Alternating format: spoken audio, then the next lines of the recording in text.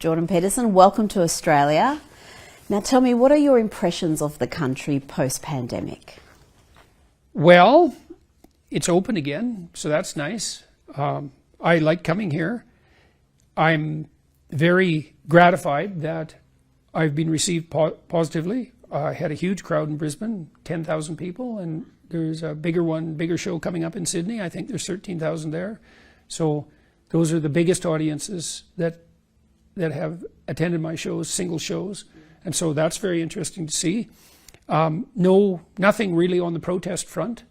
I saw a bit of buzz online before I came here that there were people on the more radical left side that were going to show me just exactly how unwelcome I was here. But so far, unsurprisingly, they haven't managed to organize themselves.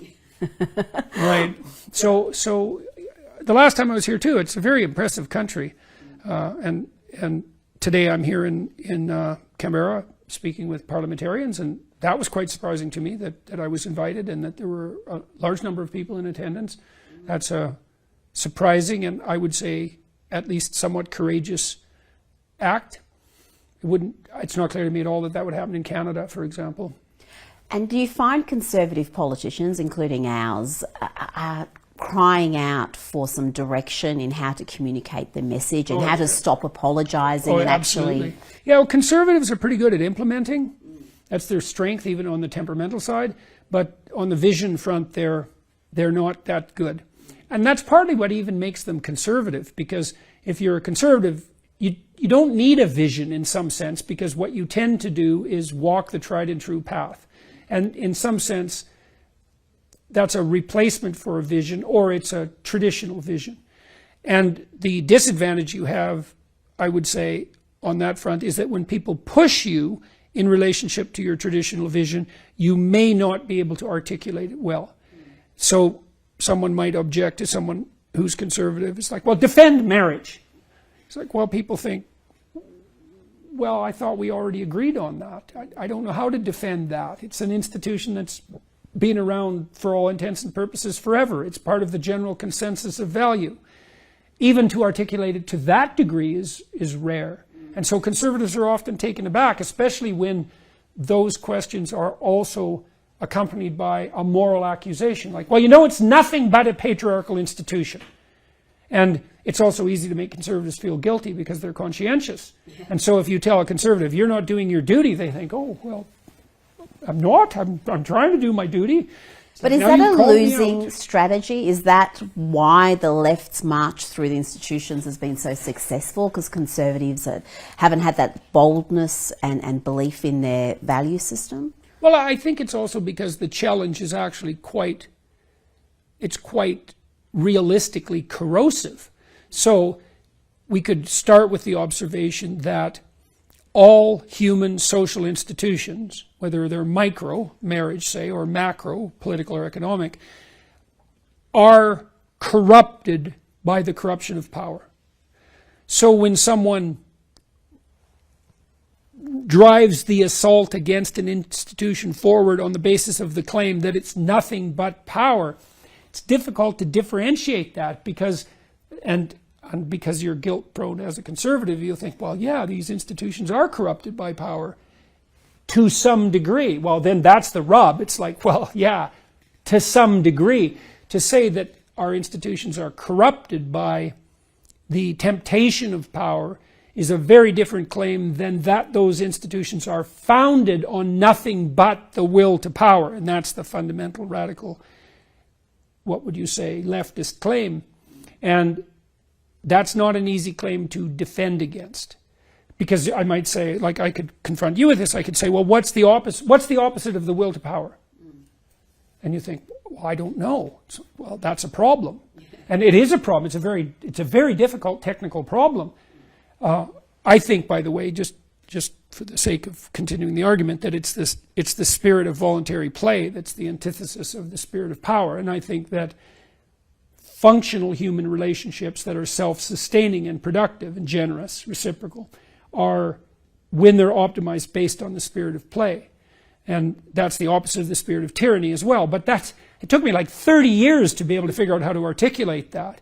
And so if you're pushed back into a corner with your rather inarticulate but deeply embodied conservative beliefs, it's not evident at all that you have either the ability or the temperament to transform that traditional belief into a compelling, forward-looking vision. So that's very hard on conservatives, and I have been struck by the degree to which the vision on the centrist front is neither compelling nor coherent. It's not, especially in the face of this tremendously pointed accusatory assault. It's all about power. And the only reason you don't see that is because of your privilege. It's like, well, you have privilege. I mean, you're in a good position. Do you not have privilege? Well, what do you mean privilege exactly? Did you earn it? Well, can you even earn privilege? Is there such a thing as earning it? Well, these are all questions that have been thrown up by people who are subsidized to do nothing but cause trouble as a consequence of their envy. But how does that contrast with, say, a belief system that's centred on political correctness? Because that's quite easy to articulate and understand, those sort of belief systems. Well, it's also an effective call to a very base motivation. So if you put forward the proposition that it's all about power, then, and that those who have more power have it because they have essentially stolen it, well then all sorts of things are now open up for you. It's like, well, anyone who has more than you of anything is a thief. That's quite the proposition. It's very convenient for you. You're justified in stealing it back. In fact, you might be morally obligated to do so. You have a convenient place to put the problem of evil, and it's certainly not within you. It allows you to act on your envy. And boy, you want to be careful of adopting a belief system that allows you to act on your envy, because envy is a very, very, very corrosive motivational force. And if no one can have anything more than anyone else, no one can have anything at all, because everything is never going to be absolutely equitably distributed.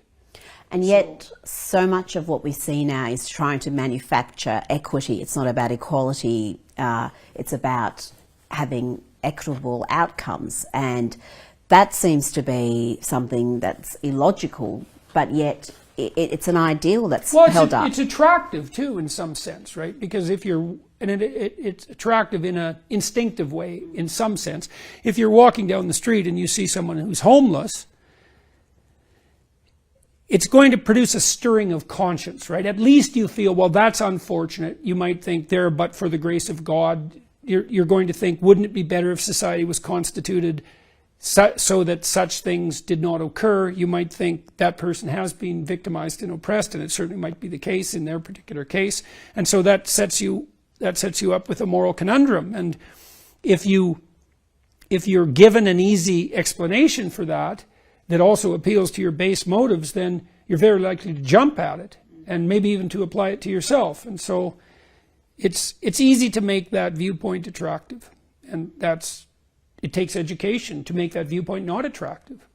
So, I mean, I think that almost all societies that have become successful have done so by educating themselves in some real sense out of an instinctive false compassion and envy.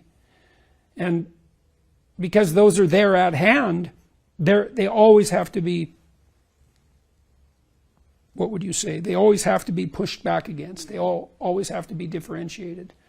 So what's the difference between wealth and theft? Well, someone might not come up with that idea on their own, but once it's presented to them, especially to a young person, especially given that the system is not fair in the ultimate sense, it presents a very difficult conundrum. Especially also because some people do have more than others because they're psychopathic and manipulative, Machiavellian, and they don't play fair. So for me, the miracle is that there are any societies at all where that isn't the case all the time, where the tyrants just aren't victorious. And one of the things I really like about the ethos of the West is that I think the central ethos of the West is precisely the spirit that moves effectively against tyranny, is not the cause of tyranny. Now, that doesn't mean there aren't tyrannical elements of the West, because of course there are.